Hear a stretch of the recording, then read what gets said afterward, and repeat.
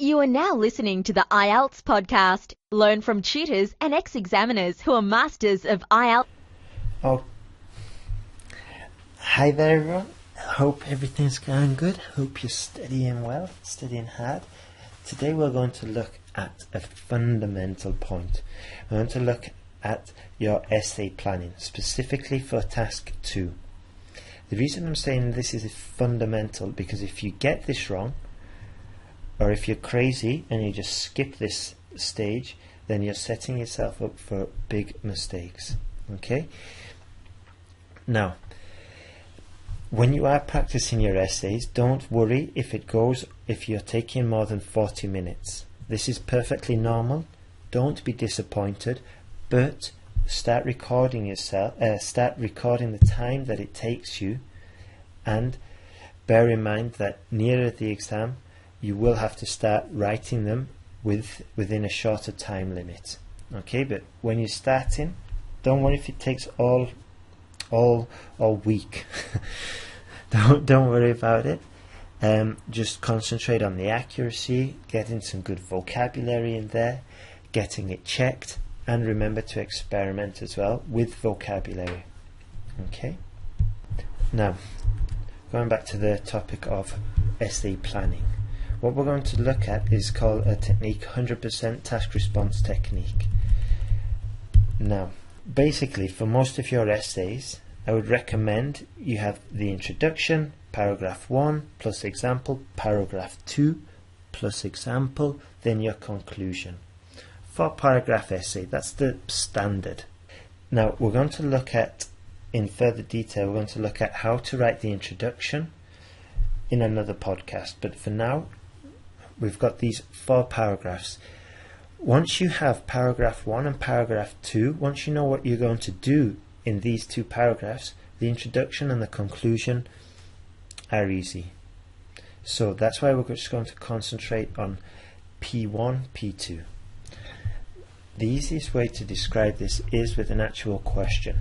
And by the way, you can go to the site, get the PDF for this podcast, and you can see the question, and it's a lot easier because parts of the questions have got different colours and it's all separated, it's all written out, and it's a lot easier to follow. Anyway, here's the first question. Should museums and art galleries be free of charge for the general public, or should a charge, even a voluntary charge, be levied for admittance? Discuss this issue and give your opinion. I'll say it again. Should museums and art galleries be free of charge for the general public, or should a charge, even a voluntary charge, be levied for admittance? Discuss this issue and give your opinion. So, as I said before, we don't have to worry about the introduction. We don't have to worry about the conclusion. Let's just jump in for our plan. What are we going to do for P1? In my notes, I usually put P1 plus example. Just to remind myself, I've got to put the example in there. For my first paragraph, I'm going to go directly from the question. I'm going to pull it directly from the question, and basically I would underline the first part of the question, which is should museums and art galleries be free of charge for the general public? That for me is paragraph 1, and because it also says discuss the issue and give your opinion, of course I will talk about this sentence at length, saying if there are some advantages or saying if there are disadvantages, depending on the opinion I'm going to give. Let's just say that I agree that they should be free of charge. That's the opinion I'm going to take. So P1, the first part of the paragraph, the first part of the sentence of the question, should museums and art galleries be free? Yes, they should, because it helps educate society. It guarantees equal access for everybody. For example, in Valencia, the museum, City of Arts and Sciences, offers free entry for everyone. This greatly benefits the society, the general public, and especially school children. School children can go in groups, and the cost is near zero. Okay, paragraph 1 with a strong example there. Paragraph 2, I would use the second part of the question as the basis of my essay. Should a charge, even a voluntary charge, be levied for admittance? So I'm using the second part of the question and remembering that the question asked me to discuss. Now in the exam I would have circled and underlined the part where it said discuss, okay, because that's important, and the part where it says give my opinion. So for the second sentence it says, should a charge, even a voluntary charge, be levied? I will acknowledge it. I'll say charging the visitors may raise additional funds which could help future exhibitions and contribute toward the upkeep of the institution. So I acknowledge the sentence, then I say, however, unless the price was high, the amount would be negligible in relation to the costs. An expensive entry fee would also deter visitors, and then I would talk that it would be unacceptable for low-income people, or it would be difficult for low-income people, or especially young school children, to go, and they would suffer. Therefore the admittance fee would fail for the two reasons, and it would definitely not be advisable. And then we've got the conclusion. So as you can see for the plan, we've got the intro, P1, P2, and then the conclusion.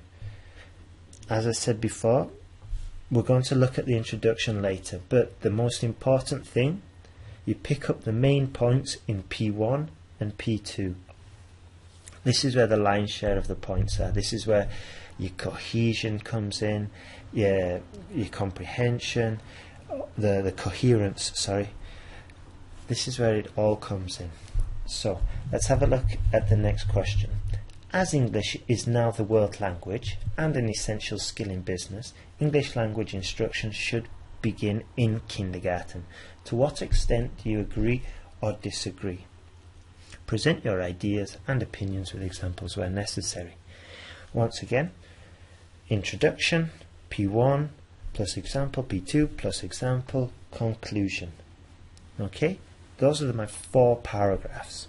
The introduction will take care of itself. We're going to do a podcast about that. It's not that difficult. The conclusion, more or less, is going to be similar to the introduction. Similar but not the same. So we're going back to P1, P2, the lion's share of the points.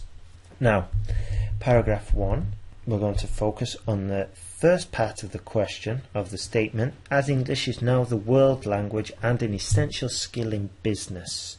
This is the basis of our first paragraph. However, we just cannot talk about English and globalization. We do need to relate it back to the kindergarten, learning at a young age, and whether we agree or disagree.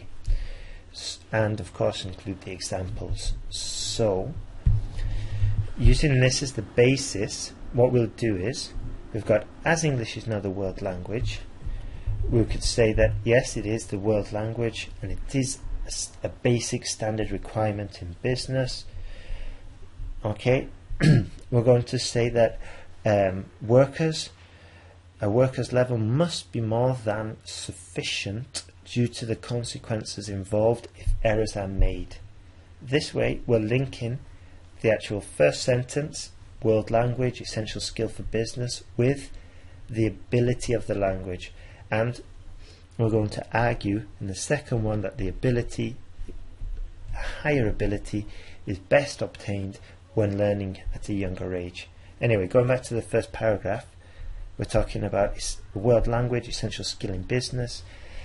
Competency in the language is necessary because there can be serious consequences. For example, if a buyer orders incorrect amounts due to misunderstanding, the company may suffer an economic loss. To avoid this situation, a solid understanding of English would be necessary. The best time to obtain this understanding is to start, preferably at a young age. So we get the first part of the question, we link it back, we link it to the second part of the question, we put our opinion, we put the example in.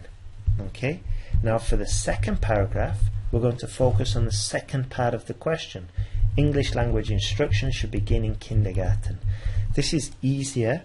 It's a bit more obvious. We can talk about because we agree because children learn easier when they're younger. They have a natural feel for the language, and the more experience they get with the language, the more competent they are. For example, in Scandinavia or in Sweden specifically, children start at an extremely young age, around 3 years old, and they start by listening to songs, and this makes the whole process much less painful and takes advantage of the free time children naturally have when they are younger. Okay, something like that. Alright, a nice solid example there of Sweden. Everybody knows the Swedes or the Dutch or the Germans are good at with English. The reason is they start at a young age. Good solid example. Then we go on to the conclusion, which a brief summary of paragraph 1, brief summary of paragraph 2, and we're done. And band 9. Okay, very good. Now, essay number 3.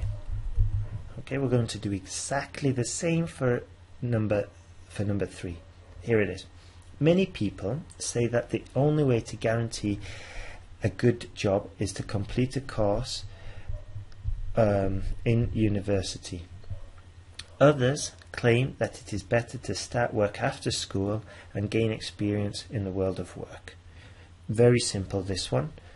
Paragraph 1, we're going to talk about formal education, university. Paragraph 2, we're going to talk about practical experience in the world of work. Okay, simple. Take the first part of the question, paragraph 1, second part, paragraph 2. Of course, while we're doing this, we are paying constant attention to how far do you agree or disagree with the above views, give reasons for your answers, and any relevant examples from your own knowledge or experience. Okay? Basically just saying, give me examples, do you agree or disagree? That's all it's saying. Okay? Now, possible argument for this, we're going to talk about formal education, we're going to talk about formal education is necessary for some jobs, such as doctors or architects, which have very severe consequences if the job is performed badly. Maybe houses will fall down or people's lives are in danger if the doctor isn't sufficiently trained. So therefore, formal education is necessary. For this reason, the GMAT exam exists to ensure competency. That's the example. Alright, for example, GMAT enforces proficiency, blah blah blah. Okay, paragraph 2, totally related to the question. We're going to use the question in the paragraph. Try to avoid repeating the same vocabulary as in the actual question statement. Look for alternatives. However, paragraph 2, other professions don't need a formal education and may benefit from real direct practice. Okay, so what sprang to mind for me would be footballers, professional footballers, professional footballer Wayne Rooney in university. Okay, what I'm trying to say is that for some professions, formal academic education is not necessary. Okay, and from the question we've managed to get paragraph 1 and paragraph 2. We're going to get full points for task response because we are pulling the whole content from the actual question. We're not adding anything, not that much, we're just adding the examples, we're adding our reasons, but the basis of the essay is going to be from the question, which is perfect. Then, of course, we've got the conclusion and the introduction, which, like we said before, are almost similar. We're going to look at introductions in the next one, so don't worry about that. Next question. long-distance flight consumes natural resources and pollutes the air. Some people think it should be banned. To what extent do you agree or disagree? This one's a little bit trickier. We're still going to use the same structure. Paragraph 1, we're going to talk about natural resources. In paragraph 2, we're talking about should it be banned. However, we cannot just talk about natural resources and pollution, because that's obvious, okay? And we're not answering the question because it's obvious that happens and it's blatant. Everybody knows. What we're going to talk about is if the natural resources justify it being banned, okay? And then in the second paragraph, we're going to talk about the ban specifically, and that the ban would be impractical, okay? So for paragraph 1, I talk about natural resources, that it's not that we cannot ban it because it would be impractical. No, sorry, I made a mistake. We'd talk about natural resources. We would acknowledge that there is pollution and that there are alternatives in the future and at the present. For example, certain airlines are more economic, more efficient, more fuel efficient. And we could talk about, if we know the model, perfect. We could talk about the Boeing Dreamliner. But if we don't know, we could just talk about modern aeroplanes from Boeing or Airbus. Let's try and get a company in there. This isn't difficult. There's only about 4 or 5 aeroplane companies in the world. But try and get a company name in there just to enforce the point. Modern airline companies such as Airbus are currently developing some of the most efficient planes ever to fly in the history of mankind. Something like that. Okay? Therefore, there is little reason for a ban, or there is scant reason to ban air travel. Therefore, we've filled both requisites of the question, which was about natural resources. Obviously, we couldn't talk about just natural resources, so we linked it to the ban, okay? Because there would be just no question, there'd be no substance there. Then in paragraph 2, we talked, because we disagree with this, we would say we disagree with the ban. Why? Because it's impractical, because the other alternatives are almost unthinkable in modern day society. For example, Asia to Europe, the alternatives would be boat, rail or road, which all take considerably longer. If you know the numbers, you could say boat takes a maximum or a minimum of 5 weeks, and whereas air travel takes roughly between 10 and 12 hours, something like that. Just to reinforce, but the basis is there. It's clear that the alternatives are impractical.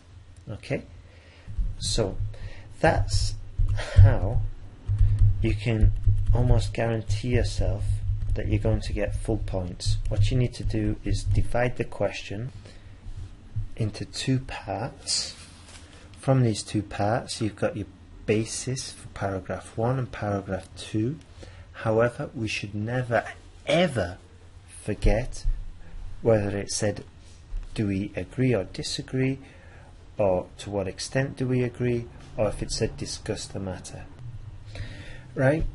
Well, remember to go to the website. There are transcripts available now. You can go there, have a look, and yeah, we can chat on Facebook.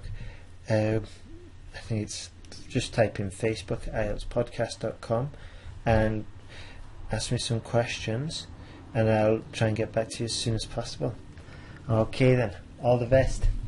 Thanks for listening to IELTSPodcast.com. And remember to leave your email for updates and early access to new podcasts.